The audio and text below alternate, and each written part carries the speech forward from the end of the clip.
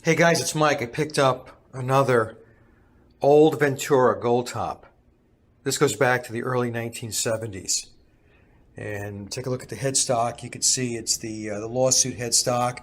It has the Gibson open book, if you will, top of the headstock, Ventura. It's got the Gibson custom inlay in the headstock. And so I got this and picked it up pretty cheap off of eBay. But you can see that it's pretty dirty. Take a look at the pickups. They've seen better days. Lots of rust here. The bridge, 9.5-inch radius, and this is the original tailpiece. I started cleaning this up a little bit. And when I clean up the old gold-plated stuff, you have to use a jeweler's cloth, because if you don't, if you use some other type of cloth with some kind of polish, you're going to take the gold plating right off. So you want to try to avoid doing that, obviously. So what I'm going to do with this guitar is I'm going to strip it down, take everything out, and then clean it up. What I'm going to put in pickup wise is I'm going to put in the Donless P90 humbuckers. It's like a humbucker size P90. That's how I probably should say it. And I'll put those in. I'll keep this pickguard. It's in good shape. You can see it has the old pickguard bracket here, so that's in good shape. I'm going to keep that. I'm going to keep this bridge because it is a 9.5-inch radius. The bridges today on Les Paul's a 12-inch, so you can't put a 12-inch radius bridge on a 9.5-inch radius fretboard, because you're going to have all kinds of playability and buzzing issues. And we're going to keep the old tailpiece on this thing.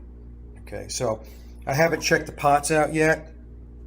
I'll take a look, see what we get. I'll try to, maybe I'll plug her in. I'm going to expect that there's oxidation and all that after 40-something years. Okay, so I'm not going to start work on this right away.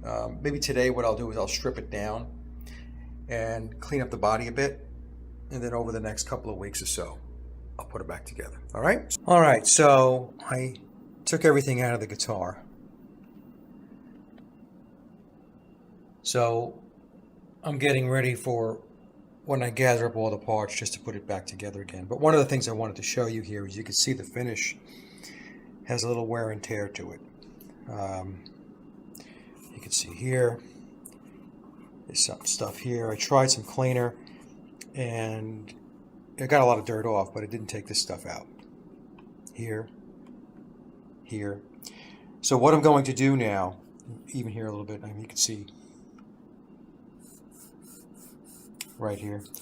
So I'm going to put some scratch out on the guitar. It's a compound, and after I do that, I'm going to come back and I'm going to show you what a good job that stuff does. Scratch out is a compound that you would use on your car to get light scratches out of your paint, swirls, that type of thing there.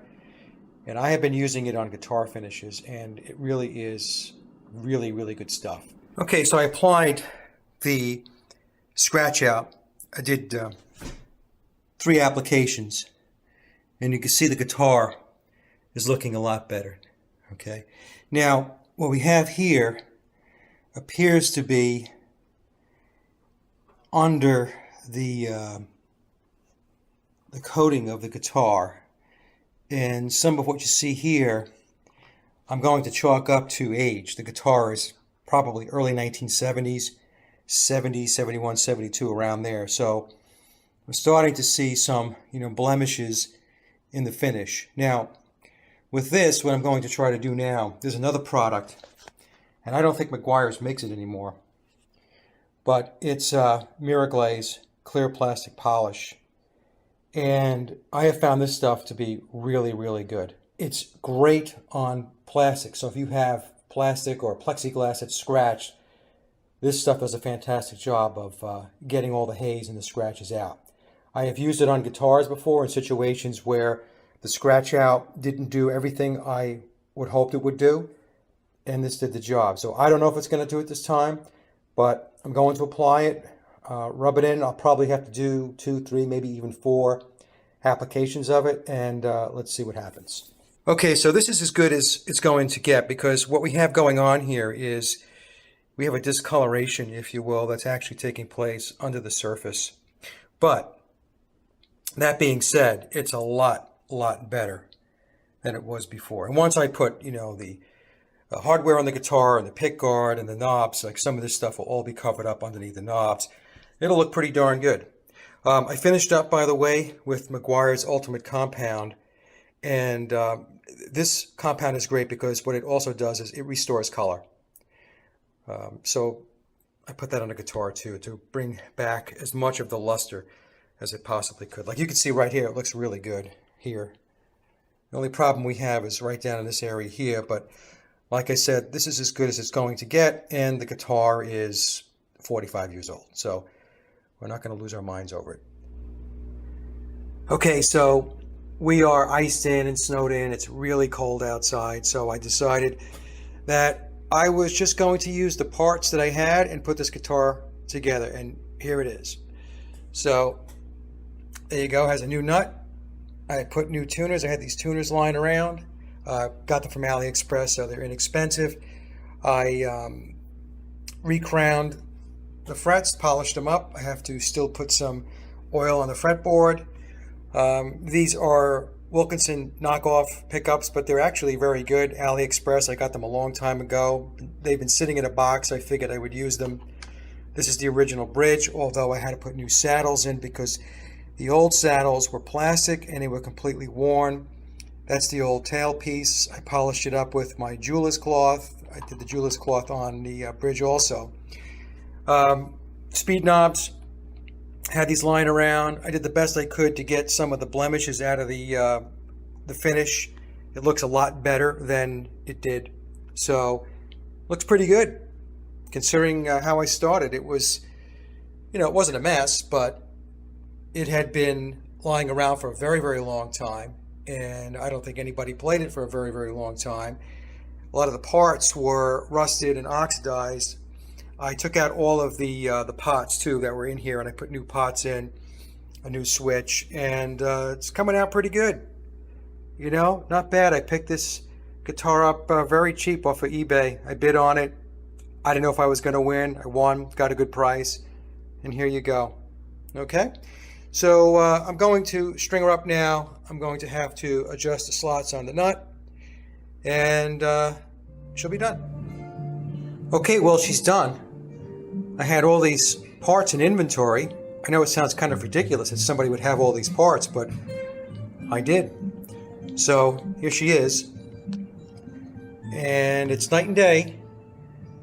Brand new tuners. I swapped out the screws. The other ones were all rusted. So you see here with the truss rod cover, brand new nut, bone nut. The other nut, when I took it off, it actually cracked in half. The frets, I recrowned them, and then I polished them up along with the fretboard. Wilkinson, these are knockoffs, I believe, but they sound really good. I was just playing the guitar. Wilkinson humbuckers. This is the original pickguard.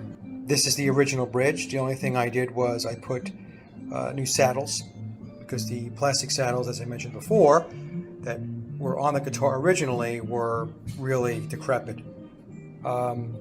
Speed knobs, and let me see, I was able to get the body in much better shape, but there's just some wear. In fact, like this here, this is actually under the clear coat, so something happened at the factory. That's what I'm guessing here too. But hey, you know what? The guitar this is probably a 1970, 71, 72, so we're talking about 45 years old. Not too bad, not too bad. All of the pots, the potentiometers, the electronics and the wiring is all new switch. And the guitar here in the background is my Lawrence Juber CD. Lawrence used to play for Wings. All right, you guys, that's it. That was my Saturday sleet, ice, snow project. Have a great evening.